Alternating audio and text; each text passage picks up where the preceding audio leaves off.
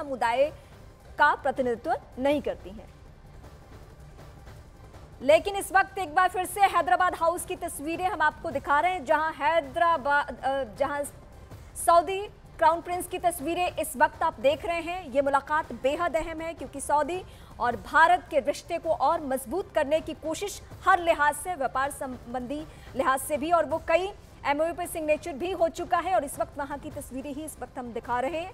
आज शाम को भी राष्ट्रपति द्रौपदी मुर्मू के साथ भी बैठक है, सुबह में भी वैसी तस्वीरें बेहद खास निकलकर सामने आई थी।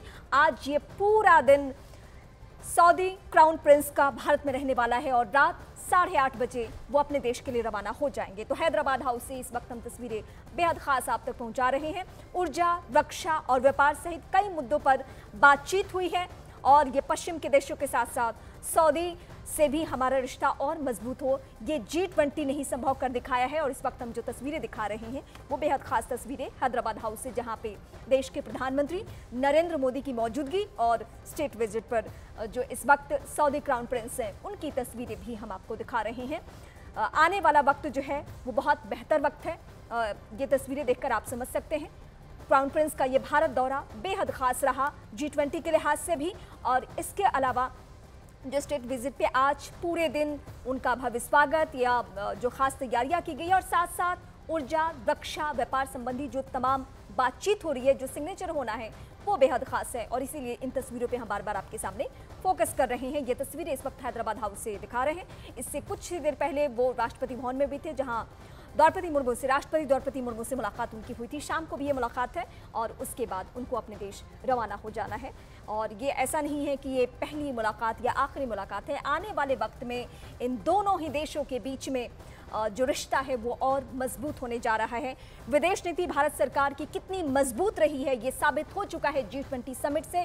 इसके सफल आयोजन से सिर्फ भारत ही नहीं, भारत सरकार के मंत्री ही नहीं, बल्कि G20 समिट में जितने भी देश पहुंचे हुए थे, चाहे वो मेहमान देश हो या G20 के सदस्य देश हो। अब तो G20 1 ये हो चुका है, लेकिन जब ब्राजील में इसका आयोजन होगा तब ये G20 1 होगा, अफ्रीकन यूनियन के आने के बाद। लेकिन इस वक्त हम उन तमाम देशों का भी जिक्र आपके सामने करेंगे जिससे हमारे रिश्ते पहले की तुलना में बहुत ज़्यादा मजबूत हो चुके हैं। और अगर हम तीसरी अर्थव्यवस्था की लिए बात करते हैं, अगर भारत सरकार इस बात पे जोर दे रही है कि दुनिया के सामने तीसरी अर्थव्यवस्था के तौर पे हमें खुद को स्थापित करना है, तो ये तमाम जो मुलाकातों की तस्वीर है वो मील का पत्थर साबित हो रही है। ये दुनिया के सामने मिसाल भी है कि कुछ देशों को लेकर ऐसा भी कहा जाता था कि नहीं, भारत सरकार का जो रवैया या फिर एजेंडा रहा है उस तरीके से इन देशों से यानी अरब देशों से रिश्ता बेहतर नहीं हो सकता। लेकिन उन तमाम बातों को खारिज करते हुए इस वक्त जो तस्वीरें इस वक्त हम आपको दिखा रहे हैं वो बेहद खास तस्वीरें हैं।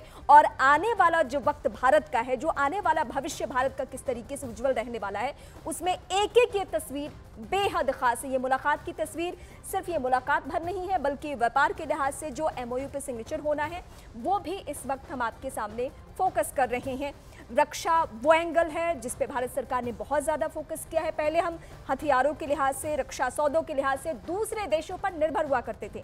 वक्त बदल चुका है। अगर आत्मनिर्भर भारत हम कहते हैं तो उसमें ये भी आता है कि हम रक्षा सौदा के लिए या हथियारों के लिए दूसरों पे अब बहुत ज़्यादा निर्भर नहीं है, या अगर कुछ जगहों पे ज़रूरत है भी तो वो एमओयू के जरिए हम उसको कंप्लीट करने की कोशिश भी करते हैं, जिसमें अमेरिका सहित ये इस वक्त जो सऊदी अरब से मुलाकात चल रही है, ये तमाम देश जो हैं जहां से जिस भी तरीके से हमारा व्यापार आगे बढ़ सकता है उसको हम बढ़ाने की कोशिश करते हैं। और इसी वक्त जो मुलाकात ये चल रही है जिसमें विदेश मंत्री एस जयशंकर आपको नजर आ रहे हैं। पीएम मोदी से जब WTO की डीजी मिली थी तो उन्होंने पीएम मोदी से उनकी लिखी किताब मोदी @20 पर ऑटोग्राफ भी लिए हैं। ये वो तस्वीर हम आपको दिखा रहे हैं। तो ये G20 की कामयाबी की एक और बानगी, एक और बेहद खास तस्वीर, जिसमें आप देख रहे हैं कि WTO की जो डीजी है वो जब मुलाकात करने पहुंची तो उन्होंने पीएम मोदी से उनकी लिखी किताब जो है मोदी @20 उस पर ऑटोग्राफ भी लिया है। और ये बाकायदा पीएम मोदी ऑटोग्राफ अपना देते हुए और ये खिताब वो लेकर जाएंगे, क्योंकि हर देश को ये जानना है और खासकर पीएम के करिश्माई व्यक्तित्व को लेकर कि आखिर भारत में किस तरीके से यहाँ की पब्लिक को, यहाँ की जनता का भरोसा उन्होंने जीता है, कैसे भरोसा कायम अभी तक रखा है बीते 10 सालों में, वो जानना जरूरी है।